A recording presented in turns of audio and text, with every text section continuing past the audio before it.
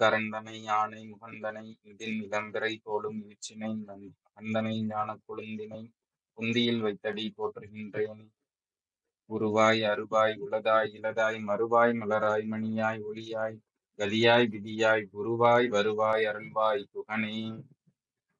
அனைவருக்கும் வணக்கம். நான் மணிகண்டன் வேலாயுதம், அட்சய லக்ன பதவி ஜோதிடர்.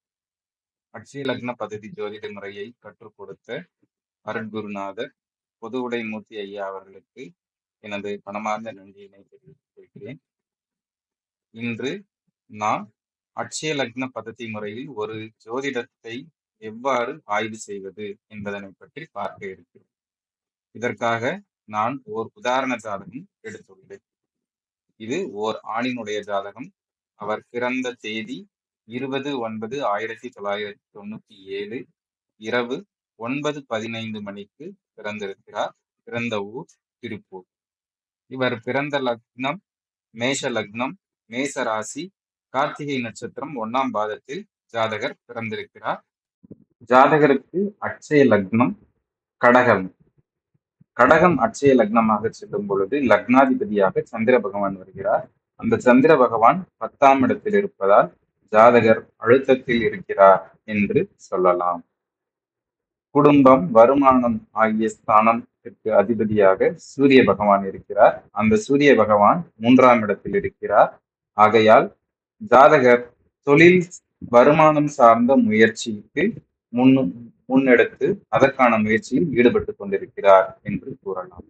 3ஆம் இடமாகிய தைரிய வீரிய ஸ்தானம் என்று சொல்லும்படியான 3ஆம் இடத்திற்கு அதிபதியாக புத பகவான் வருகிறார். அவர் 2ஆம் இடத்தில் இருக்கிறார்.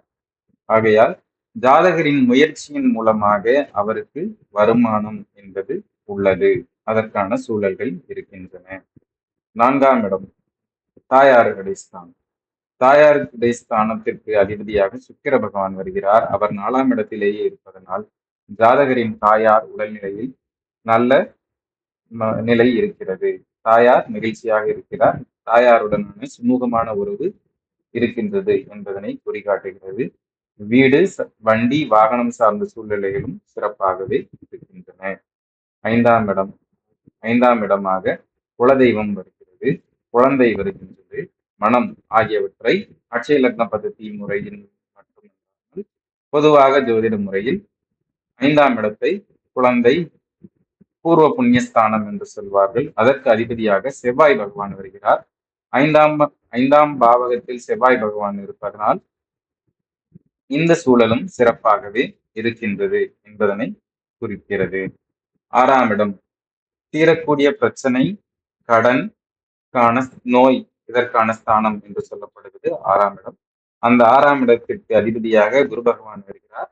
அந்த 6ஆம் இடத்திற்கு அதிபதியான குரு பகவான் 7லே இருக்கிறார்.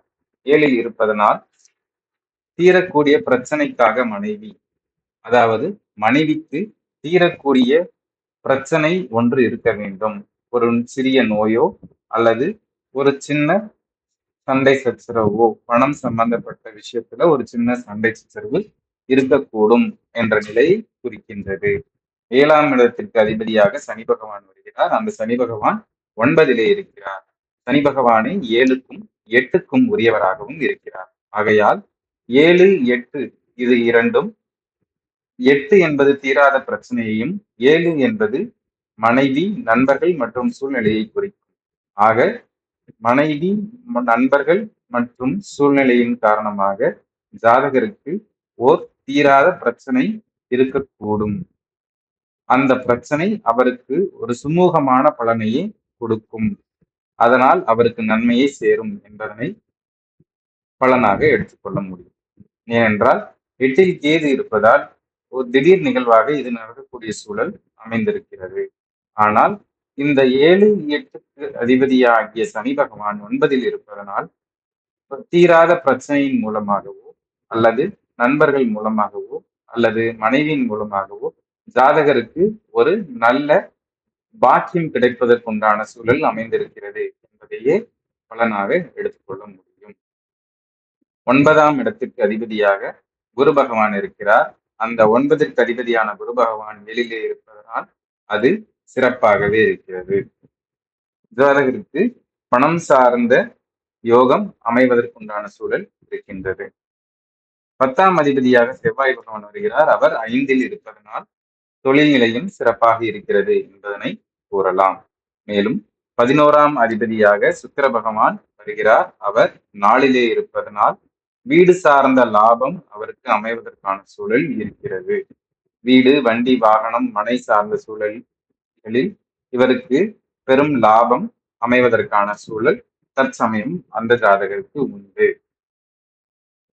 மேலும் 12ஆம் பாவகம் அலைச்சல் என்று சொல்லும். அந்த அலைச்சல் 12ஆம் பாவகத்திற்கு அதிபதியாக புத பகவான் வருகிறார். அவர் 2ல் அமைந்திருக்கிறார். ராகுவுடன் இணைந்திருக்கிறார்.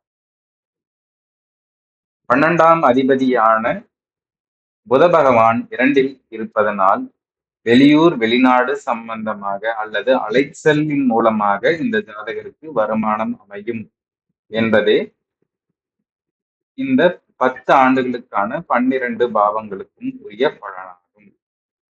ஆக